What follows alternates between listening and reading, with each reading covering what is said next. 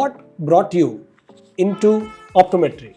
I was applied to be an AMP apothecary at that time and then I got an opportunity to do this optometry thing. How optometrists were looked upon as, and how did you work in conjunction with the other streams of eye care profession? I got into the school in 85. In that time, we had opticians, mostly dispensing opticians, but some optometrists, very few, who was qualified in other countries, England especially, who was doing refraction.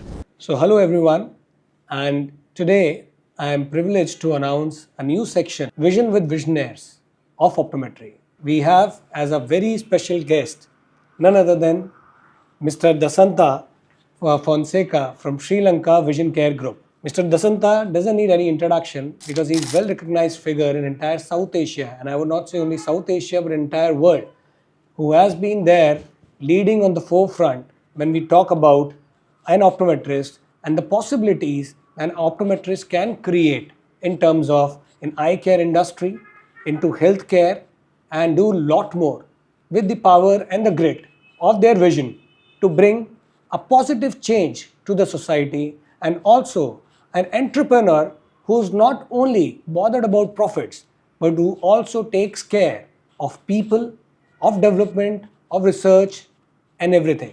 So it's time to hear from him, from Sir. First of all, thank you, sir, for agreeing for this segment and being ready for this. And it's a great privilege and opportunity for me, which is why I feel it could be a great episode. It could be a great learning for all the young viewers, all the aspiring optometrists, all the optometry students, all the aspiring optometrists who want to start on their entrepreneurial journey. How you can balance profession with education. On that note, I come to you, sir, with the first question. What brought you into optometry? It is like I was from Western province in Sri Lanka and my parents were teachers. My father was a principal of schools, my mother was a teacher, and they encouraged us to study well. So I wanted to become a doctor. So I was studying, but it was very much the balanced education those days. So I was good in biology and zoology and not in the physics and chemistry very much at the start. So I couldn't get into the medical college, but then there was this paramedical subject. I was applied for an AMP apothecary at that time because if you can't become a doctor, segment. And then I got an opportunity to do this optometry thing. It was at that time was not very popular, but it's partly an accident. And then it is related to medical fields. I got in. Okay. And after getting all, it looks very interesting. So it's a very, very positive coincidence, or I would say accident, like you put in, that, which probably, changed the scenario of vision care in Sri Lanka. On your early days, how did it wasn't easy, I'm sure, because optometry by now also, it's like, it's not that every common person, they know about it. And when you started way back, it was very handful of optometrists. So how was the scenario? How optometrists were looked upon as, and how did you work in conjunction with the other streams of eye care profession? Yeah, what has happened when we joined in 85, we had a first proper optometry school started in Colombo. And we had a WHO consultant who was here. It's called Dr. C. Parker from US. So he was very inspirational. So he started in 83, but I got into the school in 85. In that time, we had opticians, mostly dispensing opticians, but some optometrists, very few, who was qualified in other countries, England especially, who was doing refraction. Difficult refractions were done by ophthalmologists. And then especially the retinoscopy is done by ophthalmologists. Dilated refractions were done by ophthalmologists. So we were the first generation who did the retinoscopy in patients and started the refraction with retinoscopy, whether it's a presbyope or easy or a difficult. So retinoscopy was the first step. So in that way, we had to, ophthalmologists hired us to do their refractions in their practices. And then the opticians also hired us to do their difficult cases in their practices after work. So this second batch of this newer generation optometrists. But we were called ophthalmic technologists because Dr. Parker wants the harmony between the optometrist and ophthalmologist and us. We called ophthalmic technologists at that time. So we worked together without a competition. So up to now, it worked very well. So we all work in harmony. So that's a big thing for a profession. So when did it occur to you to take that first step of starting your own private practice? Because I'm sure before you coming into the picture, there would have been many opticians who were already there. But what drove you towards starting an independent optometric practice? Actually, some of my batchmates who were posted in peripheries, Okay. and they were doing satellite clinics where the spectacles were not available, opticians were not available. So I had to, some of the girls, so they gave me their glasses. So I had a small setup at home where to do the aging and fitting the lenses into the frames. So every weekend they gave me new jobs and I gave them the finished jobs. So that was the one part. And the other part, when I was working at, I was fortunate to work with the oldest and then the very big optometry practice at that time called Eric Rajapaksa Opticians. Okay. So the owners became very good friends and then we were working together. So, and then my first shop in Colombo started in 92 and one of the ophthalmologists invited me to, to work with him. Okay. To do his refractions. In return, I was selling glasses in the same shop. Okay. So that was the start. It was a 10 by 10 small shop with a manual lensometer, a retinoscope, ophthalmoscope. That was the start. So, So it is correct to say that you started in those days and you were working almost like 24/7 and yeah, learning the minutest of the things of the dispensing as well. yes, Because as you told that you were into grinding the lenses also on your own yeah, and fitting them into spectacles. yeah, and because of the country situation, there was a little bit of problems in the south in '89. Okay. So Dr. Park had to leave the country. So I had to take up his position as an optometry tutor in the School of Ophthalmic Technology. Okay. So, and then the working in the private practice, working with the doctors, teaching and seeing patients and all that. So rounded up me to very balanced optometrist at that Wow. time. And you kept yourself open also to that, because I'm sure there were many also people, but you took up on that mission to to lead the optometry college Yeah. in those early days. Yes. And simultaneously also balance it out with your private practice Yes. as well, which you were already doing very well. Yeah. But many times when people are in that level that there they are able to achieve a decent amount of practice, we sometimes forget on that path how to look beyond. So what was your next step, Yeah. or what did it, how did you look beyond your now established practice that you were already having as a faculty who's leading the optometry program, also a good private practice? What happened that made you conceptualize vision care? Yeah, and in early 90s, only all the intraocular lenses came into the picture. Okay. So with the intraocular lenses, you need to do biometry. Right. So biometry is done on an A scan. So the first A scan came into Sri Lanka. So I was sent to Singapore for a training. Okay. So with that, so I got exposure for what is happening in Singapore and other countries. Right. And then I was the first to do the biometry test in Sri Lanka. Okay.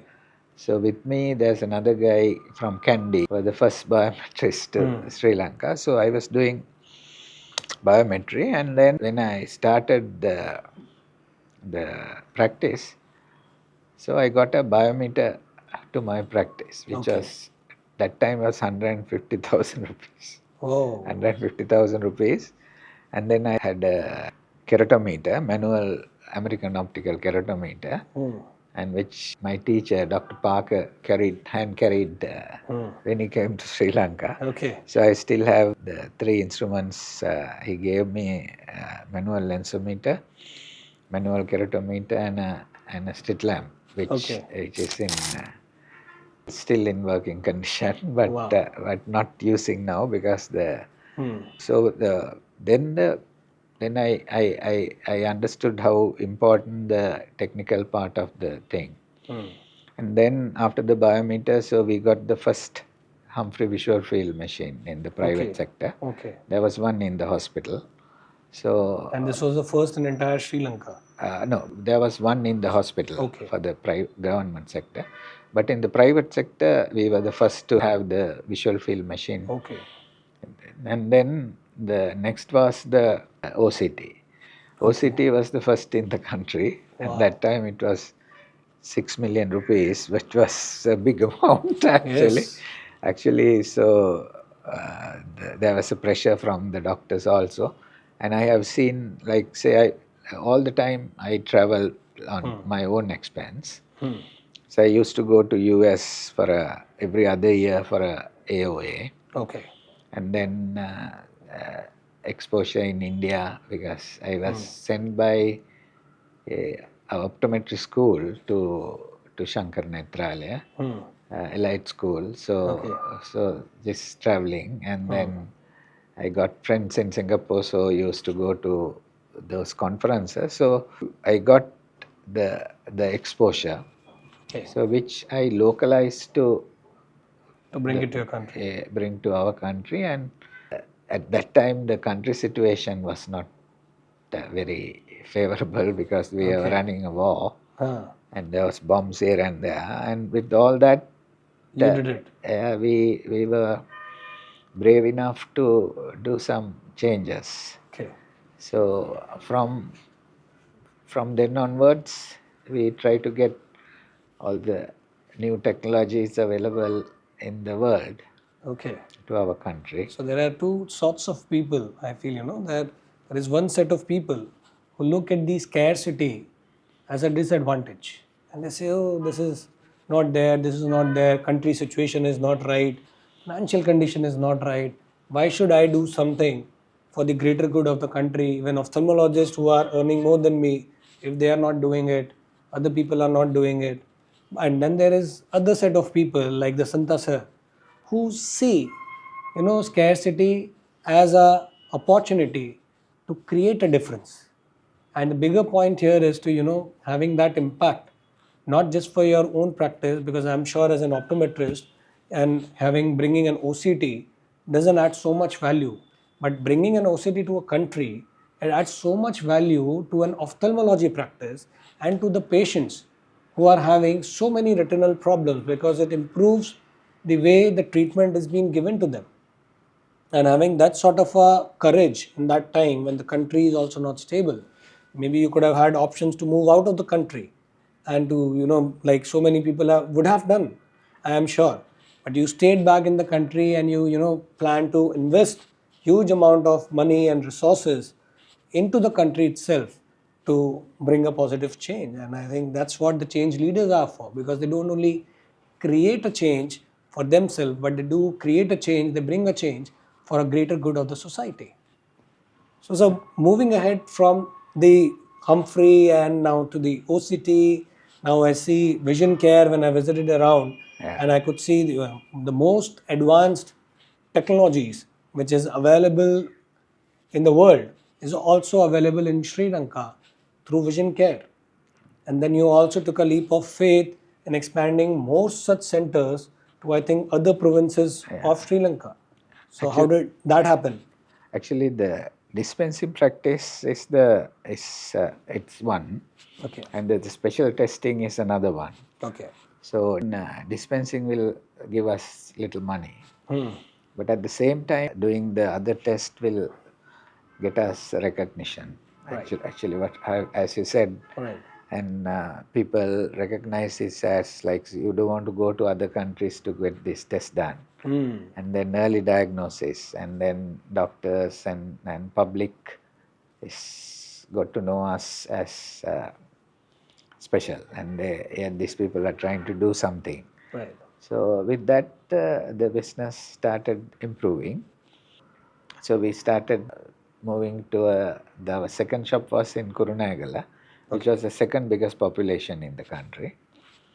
So again, one doctor invited us, so we went there and then started improving the patient care and then bringing in machines and stuff like that. And then the war ended. We were the first to go to North. Okay. In 2009, the war ended. I went in same year and started in 2010. Oh, in the same year itself. Yeah, and again one doctor helped us, and he was given his own house to for us to start the practice. So we were little scared to go, but he said, "This is my house. Don't worry, we will come." So we went there and then did the same thing, and like that we slowly over a period of 40 years. Yeah. And that is the optometry practice, and then the ophthalmology equipment go hand in hand. So that way, and then even now we looked at the places where there are no services. So we go there, and in fact we have a mobile unit also now. Wow. So we move into the places where there are no equipment, and people, it's not a business but service. So it's just cover the cost. So right from the early days, the business and the service, it went hand in hand. Yeah, And probably like how modestly you said that you got help from so many people. But I am sure those people also would be looking where, one man, he's trying to give back to the society through his courage and through his determination, and who's not scared of investing his money, which you could have easily invested into a lot of other things. Yeah. But you decided to reinvest those things into improving your practice, to improving your patient care, into delivering better results, which got you a reputation wherein, biggest of the, or probably the most intelligent of the ophthalmologists also could trust you, trusting to a great extent that they were ready to give you their own house to start a practice. That shows the kind of trust that you created in them, and that comes with lot of uh, some non-negotiables. I would say some non-negotiable core values that a person or an institution happens to have. So what are some key core values that you feel that that you live by, and you're not ready to negotiate on these 2 or 3 core values maybe in your life? It's a tough one. Actually, the manpower is the other thing. So from the beginning, my first employee number 1 is still with me. Wow. So he is still with me, and then the trust, which is not very much in the society now, but I trust my people very much. So I know how people Right. can do. Wow. So helping them to develop themselves, help the business and help the country. So Right. so that way. And the other thing is like now my school that I studied, so I was trying to improve it by going to different countries and try to make it a degree program. So which I tried so much with the help of the others also. They have some good colleagues. So then it like Open University, other universities all failed. Okay. So I passed out, I graduated in 88, and then up to 2008. So 20 years I tried to improve that, but one day over a casual talk with my wife, she's also an optometrist, and she said, "You tried this 20 years, there's some things that can't do." So I thought, no, I'll do something on my own. Wow. So that is how the Vision Care Academy was formed. Wow. So and then And then you, with the Vision Care Academy, you also saw an possibility of creating I would say the army of individuals who are not only optometrists but also dispensing opticians. yeah. So now we have a proper diploma course now, but Okay. and from the beginning we want to make sure that we do the right thing, getting the right qualifications, and then who could go up. We are in a process of going to a degree program. Wow. So, and at the same time, so we have to give the people who had joined us with trusting us and joining us to give them a chance. So lateral entry programs will also be starting there. So that is how the Optometry Vision Care Academy was formed. So we will, every year, we will get fresh around 50 to around between 50 to 100 people to the academy, and then they will have a qualification. They become And a great future. optometrists and very good. I hope that they become good citizens as well. Yes. So when we just talk about the eye care, the vision care, now as I came to know with an interaction with you, that is now present in more than 100 locations in Sri Lanka now, as in either in the form of optical centers or either in the form of diagnostic centers with optical centers, and also in the form of now hospitals as well, in your different chain of hospitals that you plan. So what is the zeal, what is the motivation that that never stops you, and you constantly are thinking of what more you can bring to this profession? Actually, our hospital started because for our academy we need a clinical setup. Okay. That was the original plan. So it like because to go to our academy to go to the next level, we need the clinical place. So that is how the first hospital started. Okay. And then we realized it's not the main line of business for us, but so if there is a need in other places, we are thinking of expanding it. Not having serious plans for the for the future in the hospital business, but sustaining a proper optometry clinics setups is our main aim. Okay. Lovely, sir. It was honestly a very interesting discussion that we had, and a lot of things which came up.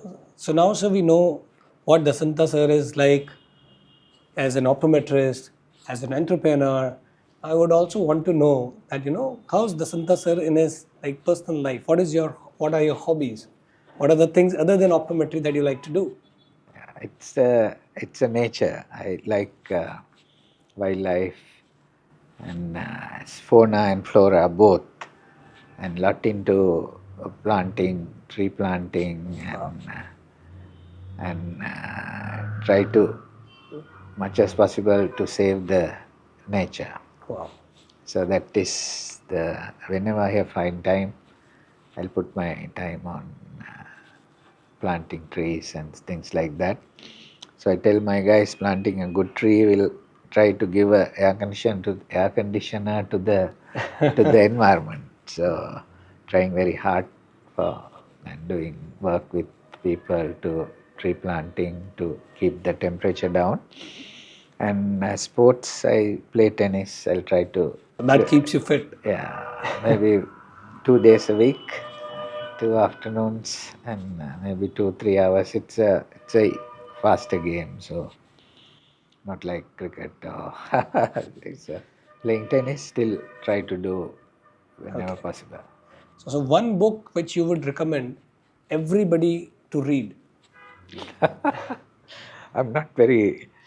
I'm not a very good reader, but early days I used to read this monk who sold his Ferrari.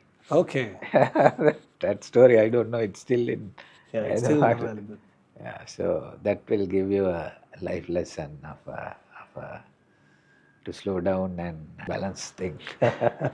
So it's like after a very overwhelming, and amazing journey that we have seen with Sir, and wishing him all the success and all the luck for the times to come also, because stars like you who keep shining and keep inspiring people like us. So what is the some advice that you would want to give to the practitioners, maybe like me, in India or maybe across the world, who are working in the developing nations, I would say?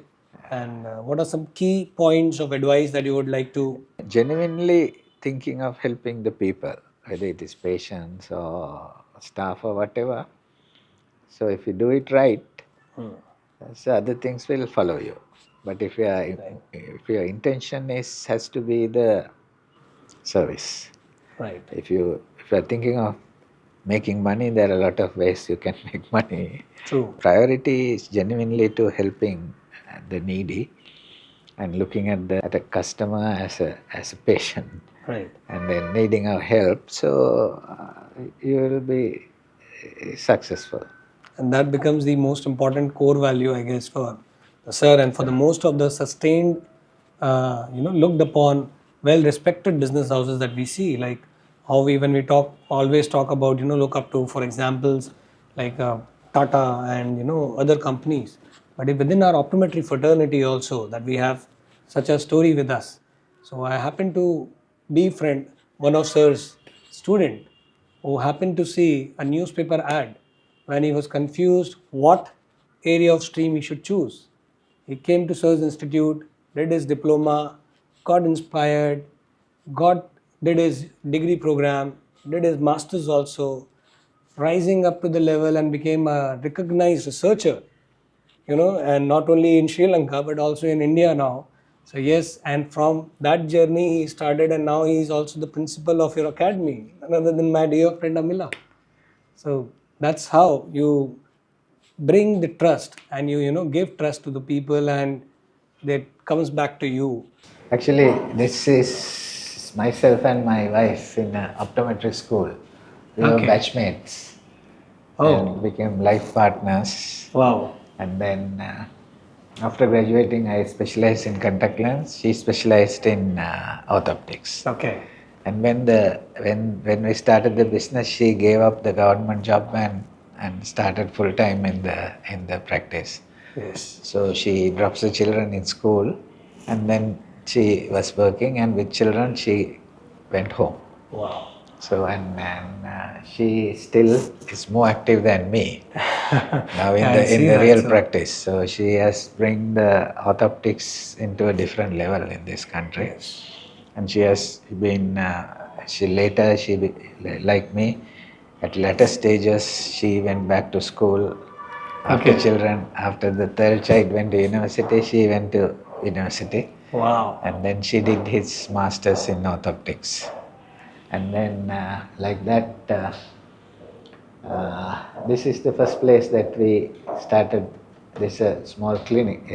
Those days, channel we called doctors work in the afternoon, evenings. Okay.